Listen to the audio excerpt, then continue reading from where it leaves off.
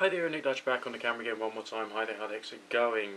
Sometimes I've got to, really work harder on my regular paid work, and I can't actually spend that much time doing my YouTube videos.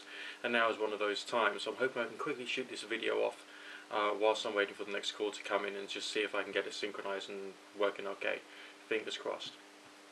Okay, I want to talk about basically rehabilitating yourself from being like a 911 truther into being basically a normal individual, a normal functioning individual in society, rather than just a lunatic, paranoid conspiracy theorist, which I think is quite difficult. I'm using my own example as a case study, I guess. What happened with me was I got very physically unwell. My whole defenses were lowered. I wasn't sleeping at that time either because I was trying to get as much work done as I possibly could, and I mean literally like no sleep for 4 days, that kind of thing. I was obviously overdosing on caffeine, I got myself a bit of a fever, and I was malnourished. And at that time, out of all the times, I started looking into the conspiracy theories on YouTube. After a while I got very involved with it. I felt that they had a good argument, and I believed what I was seeing, all because basically I wasn't, myself. And too much of the fear and paranoia eventually seeped into me, and I got afraid of everything. I got afraid of the police, I got afraid of civil servants, I got afraid of the tax system, the economy, big businesses, small businesses. I saw conspiracies everywhere. I was in a right state. And even with the chemtrail stuff, because my system was so lowered and I wasn't sleeping, I even got afraid of clouds, which is hilarious. I mean, obviously really hilarious, because the cloud's not really going to do anything to me if you think about it. But that's as far as I went. I basically went to, the extremes of not very healthy thinking. And this was partially because of my health, and partially because of the quantity of conspiracy theory information which is out there on the internet. So, I was scared. But something inside me said, this is wrong. Something inside me says there has to be more explanations about this. Now, one of the things which I latched onto was the idea that global warming was a conspiracy. When in fact it's not. And I was quite a strong believer that global warming was not a conspiracy, that global warming, anthropogenic climate change was actually happening. So what I did was I went to the Greenman3610 channel, a channel I'd seriously recommend you go to, and I went through quite a lot of the videos that he's done. And I saw that there were some small scientific facts that were exaggerated or distorted by a news article. That exaggerated or distorted news article was then misrepresented, even further by the conspiracy theory pundits to try and promote the idea that this is all part of some massive conspiracy. And that's essentially where a lot of the ideas which appear in the conspiracy theories are coming from. So I saw the process, I saw how it happens. I realized that the conspiracy theories were in fact just pundits. I mean, academically you can understand these things, intellectually you can understand these things, but to understand it in such a face-to-face way, so to speak, with the information being quite that clear-cut and, in your face, full technicolor, stereoscopic sound, all the rest of that, it's powerful, especially when you got a pundit who was screaming and shouting at the top of his mouth, not mentioning any names, but I'm sure you know who I'm talking about, okay? It can be a very powerful way of controlling your minds. Now, from that point, I started looking much more at the ideology of the conspiracy theorists. Was there some things in common with all of them? I mean, if we just strip away the idea of New World Order, what was actually really, really common about all of them? And I noticed that there was the small government idea, low taxation, good things for small businesses, and I worked out that there is a political ideology which is a part of that, and that's a hard form of conservatism. Okay, I'm not saying that low taxes are a bad thing. Okay, obviously there's some benefits, but it's an economy and a whole equation thing. You know what I mean? So I started to see that there was a trend forming. These weren't necessarily people who had the truth. These were people who had a truth. And as I learned from the experience of the global warming ideas, that this could well be misrepresented in some manner, which could in some way be, negative or part of the whole thing.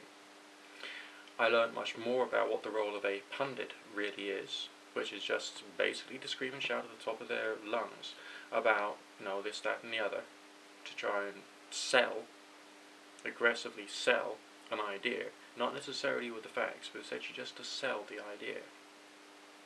Okay.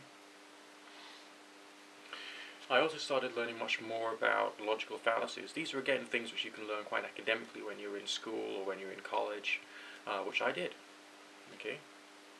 But during those, when you're studying for qualification, do you really want the qualification, or do you actually want to, do the learning? You don't always take on board everything you learn during your qualifications, if you get my drift. So I was relearning this, and I was relearning all this stuff about logical fallacies, because I was spending quite so much of my time on YouTube, and one needs to know these things, and one needs to know when someone has a good argument, when someone has a bad argument, what the characteristics of a good argument are, and what the characteristics of a good argument are not. And I, of course, relearned more about good sources of information. I learned much more about scientific methodology, and I applied this. I was building up a great quantity of information about how to break down information, how to understand ideas, and how to put it all together in a really, really, really cohesive framework.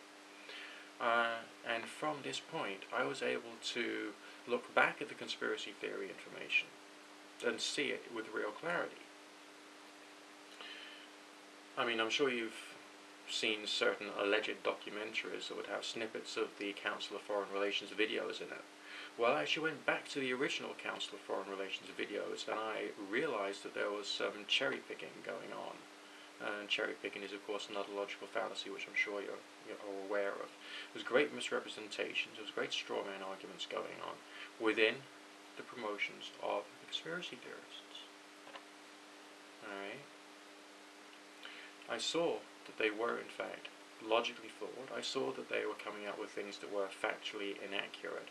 I saw that they were trying to rewrite history. I also learnt about something called the stab in the back political legend, and I strongly recommend you Wikipedia search for it, because that was like a foundation of the development of the Third Reich. And there was an ideology there, and that ideology is terrifyingly similar to the ideology of the conspiracy theorists. Terrifyingly similar. And I wondered why the conspiracy theorists carried on about the evils of the Zionists. And I correlated that with the mention within the stab and back political legend of the Jews. And I thought, hang on a second. Is this a euphemism that Alex Jones and others are using? Is it? I thought long and hard about the style of presentation of these conspiracy theorists, and I saw that there was an awful lot of Islamophobic information which was being broadcast as well, that was done in a very similar way. So I thought, there's Islamophobia, there's possibly anti-Semitism, there's the fear of anything vaguely socialized. What else is happening here? What else is going